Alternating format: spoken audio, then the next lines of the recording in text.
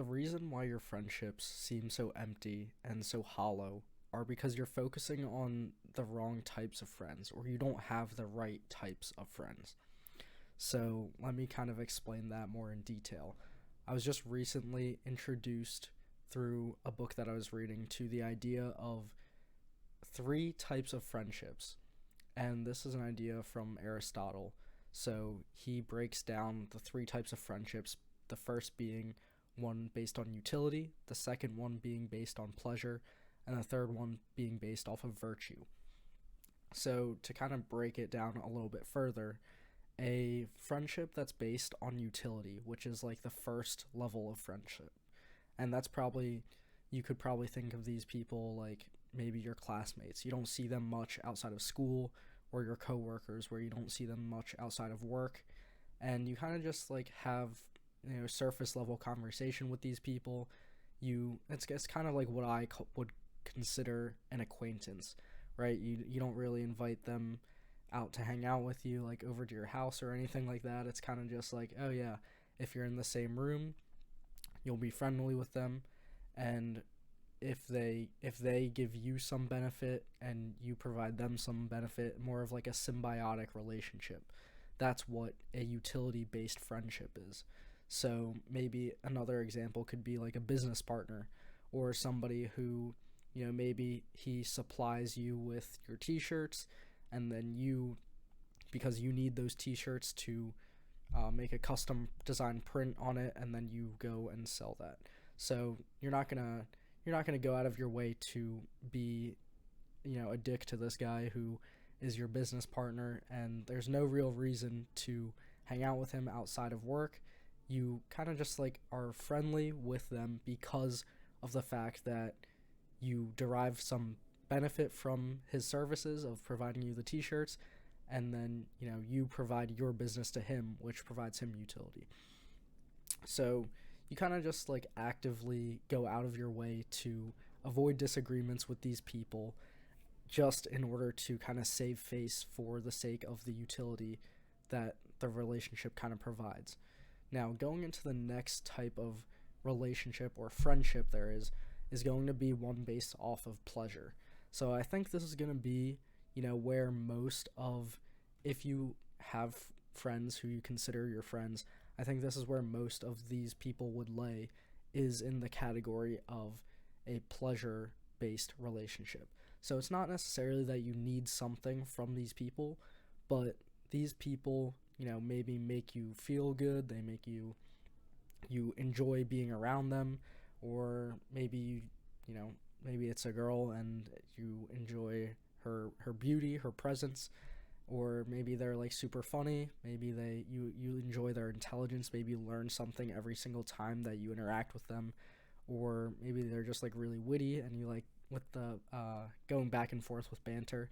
So these types of people, it's a little bit better than the first type of relationship. It's a level 2 friendship where it's not solely based on the utility aspect. You're not trying to gain something from them. You just enjoy being around them, whether it be an interior or exterior beauty that you enjoy.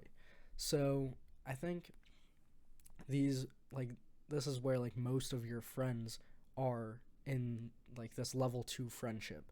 And that's like it's still a little bit empty because it's still, in the totality of it, it's still self-serving, right? You're still trying to derive some benefit of, pleasure, rather than like a functional utility benefit. You're still trying to get pleasure from this person, and in whatever way it may be.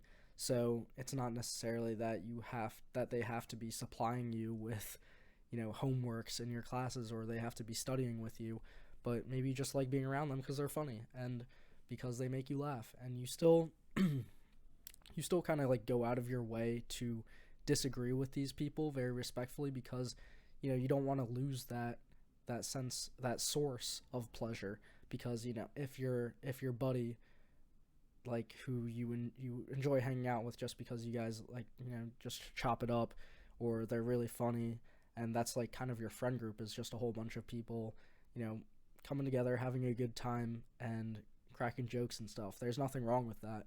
but I'm just saying that would be considered a level 2 friendship because you're all just kind of gaining some pleasure out of the experience. Maybe one of them cracks a political joke about the opposing party, and then but you're affiliated with that opposing party, kind of just brush that under the rug and try to switch the topics just because it's not really it doesn't make sense to just mess up that friendship because you still gain a source of pleasure from the relationship. So you kind of actively seek to sweep those disagreements under the rug. Excuse me. And now the final type and the third level of friendship, considered the perfect friendship by Aristotle, is the friendship based off of virtue. And this is kind of where you and a friend will share a deep moral concern for something outside of yourselves. So these people can still have the same elements of the first two levels of friendship, like just because they're a virtuous person or you share the same moral values as them doesn't mean that they don't give you any utility and they're not useful to you, or you don't feel pleasure when you're around them. That's not what I'm saying. They can have qualities and aspects from each of the other levels. But this type of person and this type of friend, if you can find them, and that's kind of like where it comes, is you have to like go out to find these people. It's the type of friendship where when you hang out with them, you kind of expect to be friends with them for the rest of your life, and it's not something that it's kind of like you guys just click on a deeper level than just like, oh yeah, we'll just make some jokes at other people's expense or something like that. But the difference here with these types of friends is when you do come to agreements with them, or disagreements, when disagreements come up with these types of people, you treat it in a different way. You don't have to sweep it under the rug just because that friendship is pretty fragile. It's more of, since you kind of share a similar belief, and that maybe you guys are your belief or your higher truth is, maybe you guys are both religious, or you guys both follow the same pursuit of the truth. So you actively engage in debates and disagreements, because otherwise, how are you going to find the truth if you guys agree on everything? So you're not afraid to bring up disagreements with these people, whether it be, politically, or whether it be, just in general, whatever you disagree on. You might care about the same types of things, but you might just have different ways of going about it. And there's nothing wrong with that. And that's kind of like how you see your relationship with that person and how you deal with disagreements. You actively try to seek the best. It's kind of like an iron sharpens iron type of battle between you two, in order to, still persuade the other into your line of thought, but you're still trying to, like, you don't insult them because they have differing views from you, right? You'll sit down respectfully and listen to what they have to say and hear out in full their ideas and what they think, because that you have this shared objective of trying to, come to a shared truth, or arrive at some, truth within your religious belief. So that's kind of like, it's seeking the best from the other person, rather than just having to have some agenda of like, oh, I'm right, and if you don't agree, then you're stupid, or something like that. You truly care about what they think. And even if you don't come to an agreement at the end of the day, based off of whatever you guys argued about or disagreed about in that like debate, then you still have love and respect for each other regardless of the differing opinions. So that's kind of the perfect friendship, and the level 3 friendship. And so all of this was to say, just introducing the idea of the 3 types of friendships from Aristotle. That's bringing it all back to like the title of the video of like why your friendships are hollow, or why your friendships are empty. It's because you don't have those level 3 friendships, and those types of people that you have like some substance behind those friendships. Because those other types of friendships, level 1 and level 2, of utility and pleasure, they're both inherently self-serving, right? You want to get something out of the interactions with those people, but you're not free to, I guess, like really truly express your ideas and your opinions, because if you offend Bob, who's your business partner, maybe he'll stop supplying you the t-shirts, and then you just ruined a perfectly good business relationship for no good reason. And then, maybe with John, who's your boy, and you guys, always like hanging out, you go to parties and stuff, you guys are friendly with each other. Maybe, you say something about some political figure that you follow, and then he disagrees, and now he doesn't invite you to parties anymore. So then you just screwed that up for no reason. So if those are the types of friends that you have, they're inherent. Your friendships and your relationships with other people are inherently going to be, empty and hollow, because you're not free to, I guess, like, be yourself in those interactions. Whereas if you develop level 3 friendships, which are like the perfect friendship of someone you're able to come into disagreement with, and sharpen each other's ideas because you care about a shared objective, then that's kind of like how you go about making friendships that are fulfilling. Because when you come out of those conversations and those discussions with other people, especially with whom you disagree, those are some of the best feelings and like the most fulfillment that you can get out of an interaction with somebody. Then again, where I'm not saying that you have to be surrounding yourself with a whole bunch of people who agree with your viewpoint, because that's essentially the opposite of what I'm saying. I'm saying you need to find somebody who shares a common goal and a common objective, but you guys are free to differ and disagree on the ways of going about achieving that. So, maybe like when we talk about this is probably going to bring up politics is an easy example. So, like, if you're trying to debate on the ideas, you guys have, say, a level 3 friendship person, you guys have a conversation, and you both have the objective of trying to, lift people out of poverty. So, one side of the party might have the opinion that, the best way to do that would be to increase government support and kind of broaden the social safety net. Whereas the other person might have the idea that, we should kind of, reduce the government help and incentivize people to work, so then they can kind of pull themselves up out of their own poverty rather than having the assistance of the government. So, that's like a pretty easy example right there.